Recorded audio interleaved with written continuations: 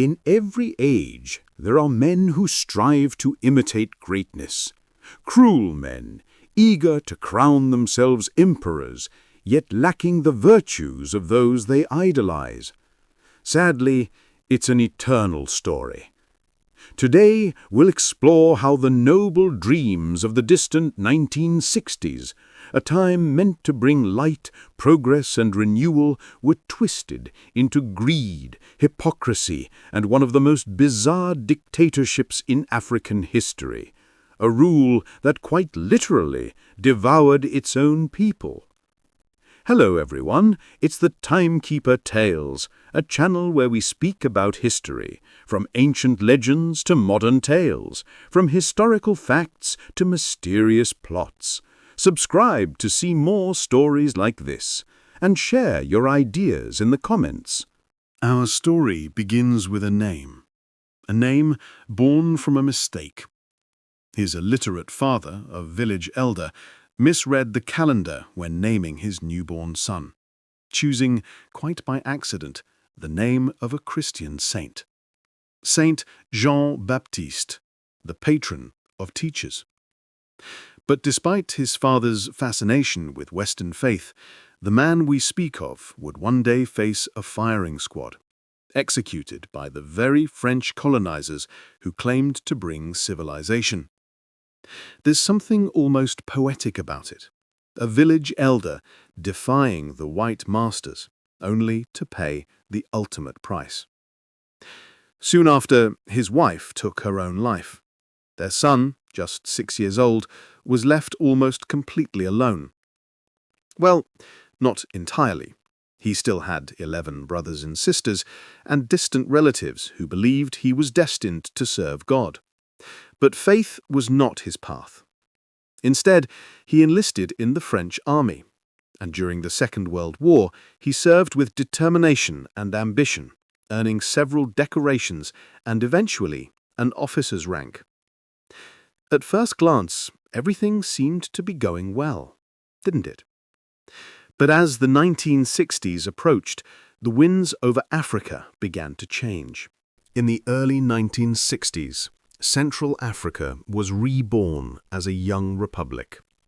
It was a fragile time, hope mixed with fear, and dreams easily turned to power struggles.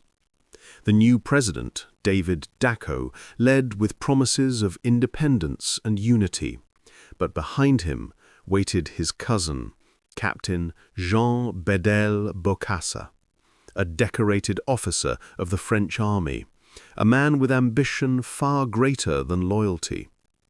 In 1965, when Dacko refused to increase the army's funding, his cousin decided to take matters into his own hands. On the night of December 31st, as fireworks lit up the sky, soldiers stormed the presidential palace. By morning, the Republic had a new ruler. The coup was bloodless, but it marked the birth of a reign that would drown in blood. Bokassa declared himself president for life. He ruled with an iron hand and a taste for spectacle. He crushed opposition, silenced dissent, and turned the nation into his private kingdom. To some, he was a reformer, handing out gifts, freeing prisoners, even declaring Mother's Day by pardoning inmates convicted of sexual crimes. But behind every gesture lay calculation. Bokassa was not building a country, he was building a cult of himself. The world, meanwhile, was watching. France, hungry for uranium and diamonds, looked the other way. After all, he kept their business safe. And so the dictator grew bolder. He flirted with the Soviet Union, embraced China, even kissed Brezhnev on the lips, believing he could charm his way through world politics. But charm was never his gift. Cruelty was. His prisons filled, hands and ears of thieves were cut off, rumors spread of secret executions and of feasts that ended with something far worse than wine. By the mid-1970s, Bokassa no longer wanted to be president. He wanted to be emperor. He studied Napoleon. He copied his clothes, his speeches, even his coronation plans. And in 1977, in one of the most extravagant displays of vanity in modern history, Jean-Bédel Bokassa crowned himself Emperor of the Central African Empire. A gold throne shaped like an eagle, horses, velvet, diamonds. The ceremony cost $22 million, a quarter of his nation's entire budget. Most of it, of course, paid for by France. But beneath the velvet and the glitter lay hunger, poverty, and fear. His empire, like his crown, was hollow. And soon the world would see what truly hid behind the mask of the emperor. By the late 1970s, the empire Bokassa built was beginning to crumble. Behind the golden throne, hunger and fear ruled the streets. His subjects whispered of torture, disappearances, and worse. Rumors began to spread, stories of secret feasts, of meat served to honored guests that was not from animals. The world called him the Cannibal Emperor, and while evidence was scarce, his cruelty left little room for doubt. Under his rule, thieves had their ears and hands cut off. Opponents vanished. Even his own lovers and ministers were not safe. And yet, amid the madness, Bokassa dreamed bigger. He believed his empire could rival Rome. He even renamed his capital Bangui, the imperial city. But his empire had no foundation, only fear. Then, in 1979, came the breaking point. He forced school children to buy uniforms, expensive ones, from his own factory. When their parents refused, he sent soldiers to make an example. Hundreds of children were arrested. Many never came home. The massacre shocked even France, his oldest ally and patron. Paris, fearing international scandal, decided enough was enough. And so Operation Barracuda was born. While Bokassa was abroad visiting Libya, French paratroopers swept into Bangui overnight. There were no gunshots, no resistance. By morning, the emperor was gone, and the Central African Empire ceased to exist. A man who crowned himself like Napoleon was dethroned like a thief in the night.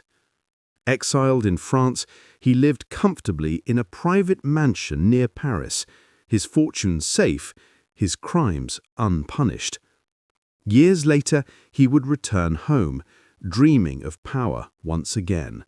But instead of a throne, he found a prison cell. He died in 1997, alone and forgotten, the self-proclaimed emperor who devoured his own empire. In 1986, something impossible happened. The man once known as Emperor Bokassa, the tyrant, the cannibal, the monster, returned home.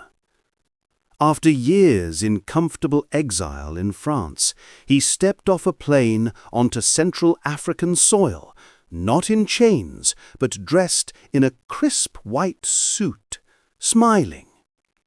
He claimed he'd come back as a simple citizen, that he loved his country, that God had sent him home.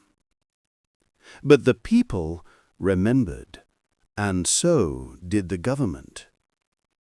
He was arrested, tried for murder, for corruption, for cannibalism. The trial became a spectacle, part courtroom, part theater, part ghost story. Bokassa sat in silence as witness after witness described horrors from his reign. Torture chambers, disappearances, and meals served behind closed doors. At times he laughed, at others he preached, quoting the Bible. He said he was misunderstood, that he had only tried to bring glory to Africa. The judges were unmoved. In 1987, he was sentenced to death. But even that punishment was too much.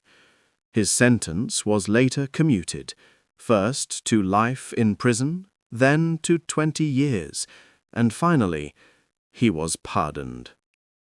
He spent his last years quietly, living near the ruins of his palace, the same palace where he once crowned himself Emperor of all Africa. In 1997, he died of heart failure in his bed, surrounded not by servants, but by the ghosts of his own delusions. The emperor who wanted to be Napoleon ended as nothing more than a name in a history book. Time has a strange way of remembering men like Jean-Bédel Bokassa, not as heroes, not even as monsters, but as warnings. He dreamed of greatness, of building an African empire that would rival Europe. But all he built was a monument to vanity, greed, and madness. Today the marble halls of his palace stand empty. Vines creep up the columns. Rain seeps through the cracks of what was once a throne room. And yet, somewhere beneath the dust and silence, the echo of his empire still lingers. A whisper of what power can do when no one dares to question it. Because the truth is, history doesn't always repeat itself, but it rhymes. And in every new ruler who promises glory, in every flag raised over broken streets, there's a shadow, faint but familiar. Bokassa is gone, his empire is gone, but his story remains a mirror reflecting the dangers of men who mistake fear for respect and ambition for destiny. In the end, even emperors fade into time.